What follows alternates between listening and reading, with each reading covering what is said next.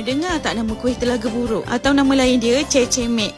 Kuih ni senang nak jumpa dekat sesetengah kawasan di negeri Perak. Mula-mula ambil 2 cawan tepung pulut, 1/4 cawan santan, 1/4 cawan air pandan dan setengah cawan air biasa. Masukkan air sikit demi sedikit sambil gaul. Sampai dah jadi dough macam ni, boleh letak pewarna kalau suka. Kemudian ketepikan. Ambil loyang yang kita dah alas dengan daun pisang dan cubit dough sikit-sikit buat bentuk bulat.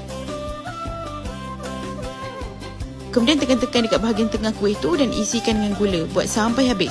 Untuk resepi ni macam biasa, saya gunakan tepung pulut favourite saya iaitu tepung cap Golden Coins.